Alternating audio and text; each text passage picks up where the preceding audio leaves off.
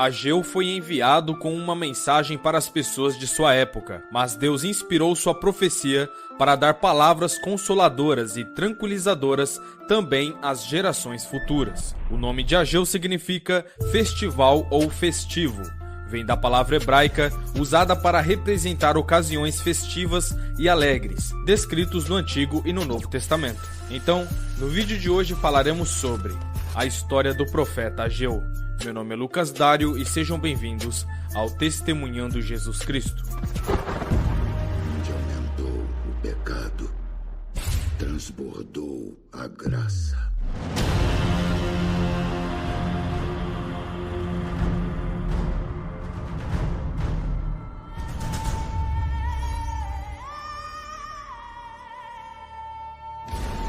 Paz, amados! Peço a ajuda de todos vocês para se inscreverem no canal e ativar o sininho de notificações. Se vocês gostarem do vídeo, deixe aquele like que me ajuda demais a produzir mais vídeos. Sem mais delongas, vamos pro vídeo. O capítulo 23 de Levítico lista os 7 festivais e dias sagrados anuais, organizados em ordem de decorrência ao longo de cada ano. As escrituras deixam claro que estes dias não foram instituídos por Israel ou pelos judeus, mas são descritos como as festas do Senhor, que ele instituiu como santas convocações ou assembleias ordenadas. Esses festivais solenes revelam um plano de salvação de Deus para toda a humanidade. Cenário histórico de Ageu. O livro de Ageu foi escrito em 520 a.C., com a queda da Babilônia cerca de 19 anos antes, em 539 a.C. A sorte dos cativos judeus mudou. O rei persa Ciro encorajou o povo cativo a retornar ao seu país de origem e a reconstruir o templo de Jerusalém para que seu Deus tivesse mais uma vez uma casa para morar. Seguindo o decreto de Ciro em 538 a.C., relativamente poucas pessoas, cerca de 50.000, decidiram inicialmente retornar a uma Jerusalém deserta. Depois de muitos anos em cativeiro na Babilônia, os judeus construíram casas, iniciaram negócios de sucesso, casaram-se e criaram famílias, como era de se esperar. Muitos se mostraram reticentes em deixar o estilo de vida estável e retornar à sua problemática pátria. E assim, a primeira onda de exilados que retornaram foi relativamente pequena. Sob a liderança de Zorobabel, que foi nomeado governador, e Josué, o sumo sacerdote, os judeus que retornaram foram admoestados a reconstruir o templo destruído por Nabucodonosor em 586 a.C. O trabalho começou em 535 a.C. e as bases começaram a ser reerguidas. No entanto, os exilados que retornaram ficaram desanimados, especialmente devido à oposição dos samaritanos locais, e a construção foi logo abandonada. O povo de Deus abandona as verdadeiras prioridades. Os judeus ficaram confusos sobre quais eram suas verdadeiras prioridades. Ageu foi enviado a eles com uma mensagem de exortação e encorajamento para concluir a construção do templo. Pouco depois, ele foi apoiado pelo profeta Zacarias. É um ponto de interesse que antes de o fundamento do templo ser iniciado, os líderes judeus construíram um altar com um propósito expresso. Esboço do livro de Ageu. O livro de Ageu contém 4 mensagens proféticas, todas entregues em cerca de 4 meses. A primeira mensagem foi a de Zorobabel, um chamado para reconstruir o templo em Ageu capítulo 1, dos versos 1 a 15. A hora de reconstruir o templo está escrito em Ageu capítulo 1, verso 1 a 8. O fracasso no passado em fazer isso levou às retiradas das bênçãos de Deus. Isso está dos versos 9 a 11. O povo respondeu a Ageu e o trabalho no templo foi retomado, dos versos 12 a 15. A segunda mensagem foi para Zorobabel, Josué e o restante do povo, nos capítulos 2, verso 1 a 9. O templo de Salomão parecia muito mais glorioso do que este segundo templo, no capítulo 2, verso 1 a 3. Mas Deus encorajou os líderes, dos versos 4 e 5. Deus deu promessas de grandeza futura, dos versos 6 a 9. A terceira mensagem foi uma conversa entre Deus, Ageu e os sacerdotes, no capítulo 2, verso 10 a 19. O povo foi contaminado e seus pecados foram condenados, dos versos 10 a 14. Deus deu uma promessa de purificação e bênçãos, dos versos 15 a 19.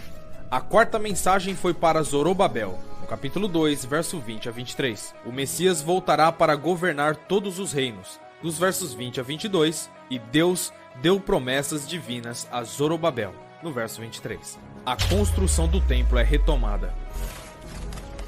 O povo estava se desculpando por não terminar a casa de Deus, dizendo: ainda não é chegada a hora em que a casa do Senhor deve ser construída. Deus deixou claro por meio do profeta Ageu que o tempo realmente havia chegado. Os líderes e o povo atacaram a admoestação de considerai os vossos caminhos, no capítulo 1, verso 5. E o trabalho no templo foi retomado. A resposta de Deus foi: estou com você, no capítulo 1, verso 13. Uma das declarações mais encorajadoras que alguém pode ouvir. Se considerarmos a história de Israel e Judá, Ageu foi um dos poucos profetas a provocar uma resposta tão favorável e obediente do povo. A retomada da construção do local do templo ocorreu em 520 a.C. e o templo foi finalmente concluído em 516 a.C. A cerimônia de dedicação ocorreu durante a Páscoa e as festas dos pães asmos. De problemas a bênçãos. Depois de passar por graves problemas econômicos, os líderes e o povo da terra responderam positivamente à admoestação de Deus para mudar seus caminhos. Eles obedeceram à voz do Senhor seu Deus, e o povo temeu a presença do Senhor. De sua parte, Deus respondeu prometendo seu apoio e bênçãos materiais. É desejo de Deus que todas as pessoas prosperem e desfrutem de uma vida saudável e abundante. Mas infelizmente nossos pecados nos separam dele e de suas bênçãos. Mas as vossas iniquidades vos separam do vosso Deus, e os seus pecados esconderam de ti a sua face, para que ele não ouça. Seria essa uma das principais razões pelas quais as pessoas às vezes não recebem respostas às suas orações? Nosso Criador responderá se o buscarmos genuinamente os seus caminhos. Mas para este olharei, para aquele que é pobre de espírito contrito e que treme perante a minha palavra. Como as pessoas durante o tempo de Ageu mudaram sua atitude para com Deus, ele substituiu os problemas que estavam enfrentando por bênçãos. O desejado de todas as nações aparecerá. As profecias do tempo do fim fazem parte das mensagens gerais que Ageu transmitiu, incluindo a esperança do retorno de Jesus Cristo para estabelecer seu reino na terra. Em Ageu capítulo 2, versos 6 a 7, Deus se refere a um tempo em que, mais uma vez, abalarei o céu e a terra, o mar e a terra seca, e abalarei todas as nações. O versículo 6 é um único versículo do livro de Ageu citado no Novo Testamento, em Hebreus capítulo 12, dos versos 26 a 28. Mostra que este abalo final da terra deixará apenas aquilo que não pode mais ser abalado, que é o reino de Deus. O versículo 7 se refere à vinda do desejado de todas as nações, que encherá o templo com a glória maior do que a glória do templo de Salomão. Isso se refere ao Messias retornando para colocar todas as nações da terra sob seu controle e governo perfeito. Em Ageu capítulo 2, verso 9, contém uma promessa de Deus. Veja, e neste lugar darei paz. A frase neste lugar é uma referência a Jerusalém e só pode se referir ao futuro, uma vez que a cidade e a região nunca experimentaram realmente a paz desde que Ageu escreveu. Este é o evento que ainda está no futuro e é uma esperança que todas as nações e povos desejam. A esperança permanece para toda a humanidade. No dia em que Deus abalará os céus e a terra e derrubará o trono dos reinos, ele cumprirá uma promessa especial a Zorobabel. Naquele dia, Deus fará Zorobabel como um anel de sinete. Esta é uma referência a um evento futuro, e muito provavelmente se refere à ressurreição dos santos na volta de Cristo. Embora o versículo seja uma referência específica a Zorobabel, a promessa caracteriza todos aqueles que permaneceram fiéis a Deus ao longo dos tempos. Assim como Zorobabel, eles receberam sua promessa e se tornaram parte de um reino que nunca será abalado, removido ou destruído. Como Deus revelou a Daniel, o Deus do céu estabelecerá um reino que nunca será destruído, e permanecerá para sempre. Hoje, os líderes da maioria das nações esperaram e buscaram paz, prosperidade e uma vida abundante para seu povo. Infelizmente, eles estão buscando essa esperança nos lugares errados. A história provou que, desde o alvorecer da civilização, a paz e a prosperidade têm evitado os seres humanos porque eles rejeitaram a única fonte verdadeira que mostra o caminho para a vida abundante, paz e segurança, a inspirada Palavra de Deus. Uma lição para o nosso dia.